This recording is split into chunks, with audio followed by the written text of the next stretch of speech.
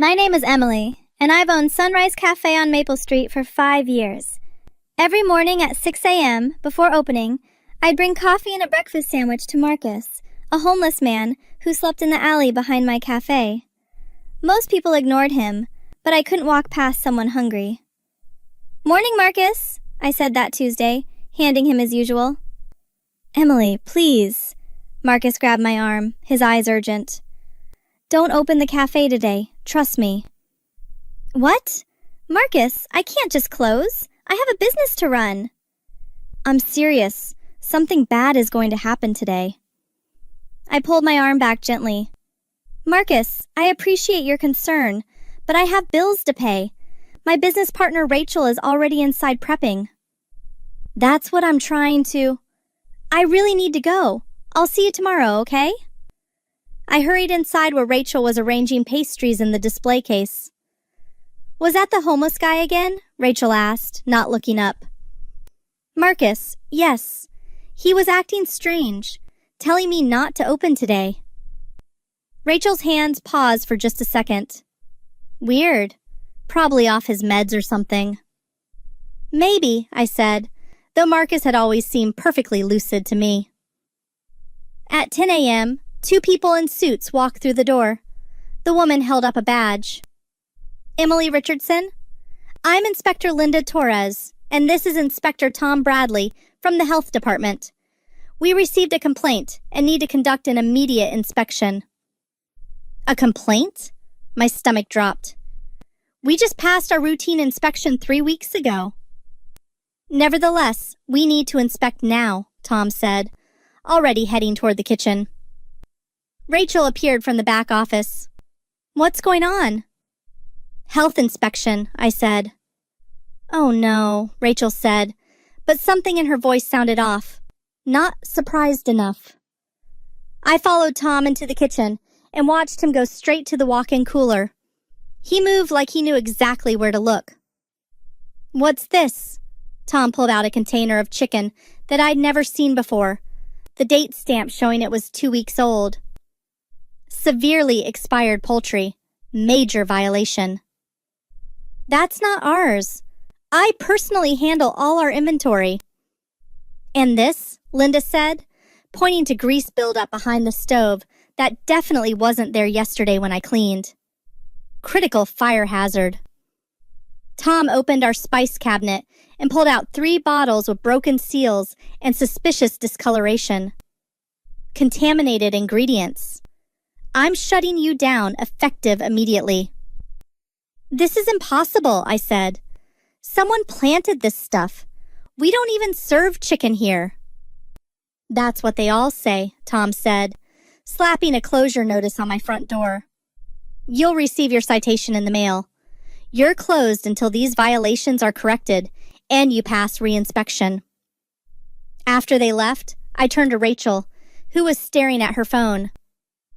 "Rachel, something's wrong. That inspector went straight to things that weren't there yesterday." "Emily, maybe you just missed them. You've been stressed lately." "I clean this kitchen every single night. Someone did this on purpose." Rachel sighed. "Look, this might be a sign. I've been thinking about selling my half of the business anyway. With these violations, our reputation is destroyed. Maybe we should both cut our losses." "Sell? Rachel, we've built this place together for 5 years." "I have an offer. A developer wants this corner location. He'd give us each $75,000 for our shares." "This business is worth at least $400,000. 75 is insulting." "Not with health violations on record. Think about it," Rachel said, grabbing her purse. "I'm going home. Call me when you're ready to be realistic." After she left, I locked the door and sat at a table, head in my hands. Then I remembered Marcus's warning. I ran to the back alley. "Marcus, are you here?" He emerged from behind a dumpster. "You didn't listen." "How did you know?" "Because I heard them planning it. Your partner Rachel and that health inspector. They meet in this alley every week. Last night, I heard everything. I stared at Marcus, my mind racing. Rachel and the inspector? Planning this? I know how it sounds, Marcus said. But I'm not crazy, Emily. I used to own a restaurant myself before I lost everything. I know what corruption looks like. Tell me exactly what you heard. Marcus pulled out a small notebook, surprising for someone living on the streets. I write things down now. Helps me remember. Last night around 10 p.m., they met right here. Rachel said, tomorrow morning, 10 a.m. sharp. Plant the evidence while Emily's distracted up front. What else? The inspector, Tom, she called him, said he'd make sure you got shut down for at least 3 months. Rachel said by then, you'd be desperate enough to sell cheap. Then she mentioned some developer named Frank Morrison, who's paying her $50,000 under the table to force you out. My hands shook. She's not just taking $75,000. She's getting $50,000 on top of that. And she'll buy your half cheap, then sell the whole place to Morrison for probably $500,000. She's playing you, Emily. I pulled out my phone. I need to call my lawyer. David Winters had handled my business contracts from the beginning. An hour later, he sat across from me at a corner table, while Rachel thought I was home sulking. This is serious, Emily, David said, after I explained everything. If we can prove conspiracy and fraud, you could get full ownership and press criminal charges, but we need evidence. I have Marcus's testimony. David glanced at Marcus, who sat quietly in the corner. No offense, but a homeless witness's word against a business owner and a city inspector? We need more. What do you suggest? Audio evidence. Get Rachel talking about the scheme, and we need to catch the inspector accepting a bribe or admitting to planting evidence. How do I do that? I have a contact. Detective Sarah Chen. She works financial crimes, but she hates corruption. Let me make a call. The next morning, Detective Chen sat in my cafe after hours, setting up recording equipment. We're going to wire you, Detective Chen explained. Then you're going to call Rachel, tell her you're ready to sell. When she comes here to celebrate, get her talking about the details. People love to gloat. What if she doesn't say anything incriminating? Then we move to Plan B. We approach the inspector. These schemes usually fall apart when the conspirators think they're caught. One will flip on the other. I'm nervous, I admitted. You should be, but you're doing the right thing, Detective Chen said. Women like Rachel count on their victims being too scared to fight back. Prove her wrong. I called Rachel that afternoon. You're right. I can't afford to fight this. I'll sell. Oh, Emily, I'm so glad you're being reasonable. Rachel's voice practically sang through the phone. Let's meet at the cafe tonight, 8 p.m. We'll celebrate with wine and plan our next steps. Sure. See you then. That evening, Rachel arrived with an expensive bottle of champagne, her face glowing with victory. Detective Chen and 2 officers waited in an unmarked van outside. To new beginnings, Rachel said, pouring 2 glasses. I still don't understand how everything went so wrong so fast, I said, following Detective Chen's script. Oh, honey, sometimes businesses just fail. It's nobody's fault.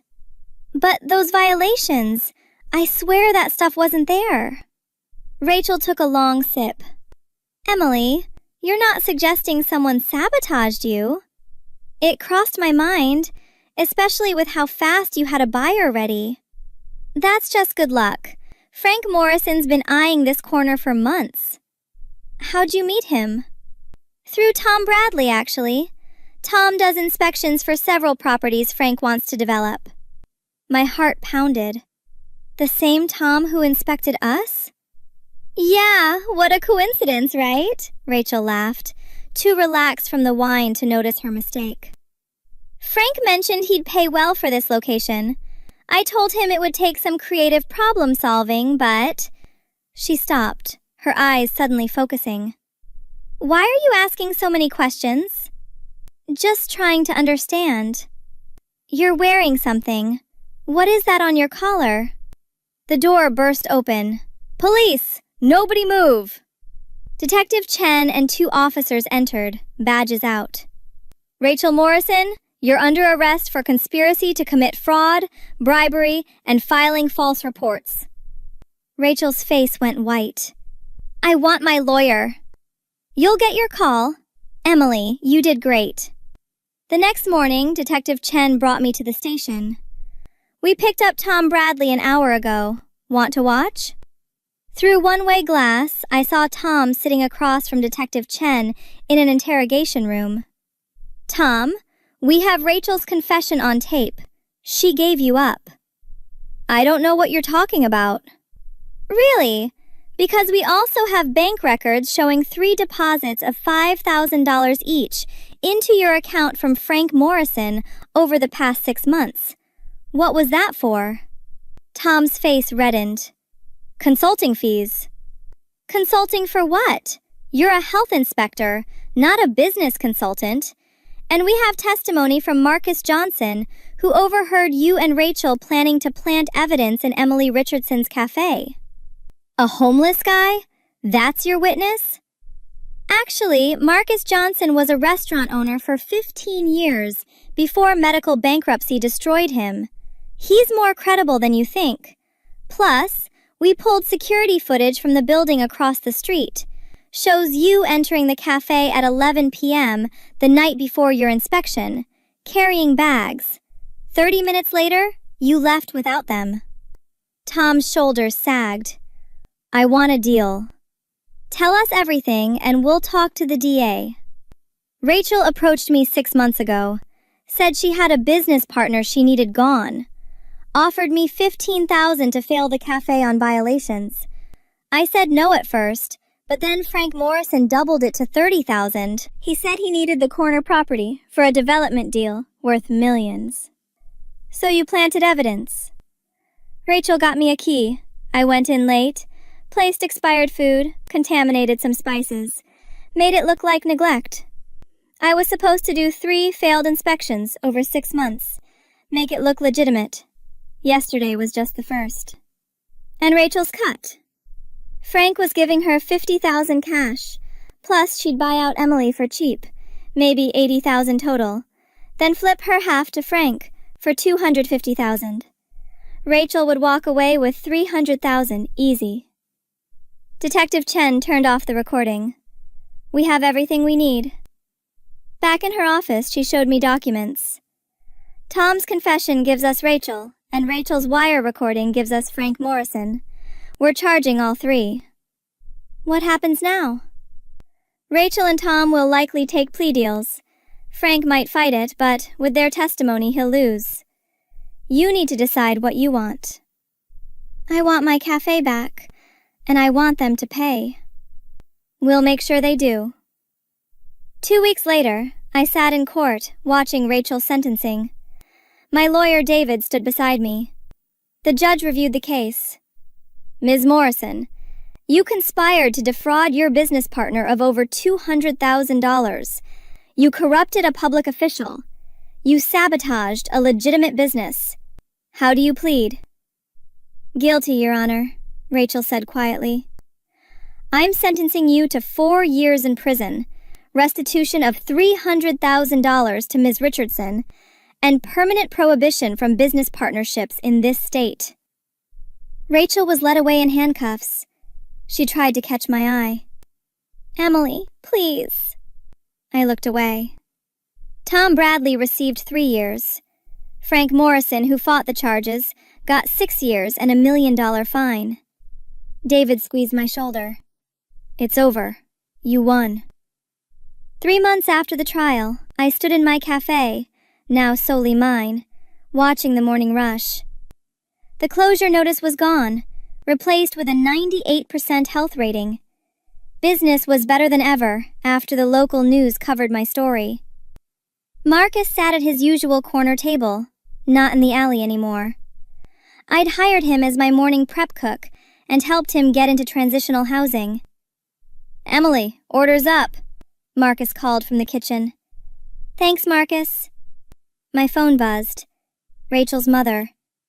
Rachel wants to apologize. She's so sorry. Can you visit her? I blocked the number.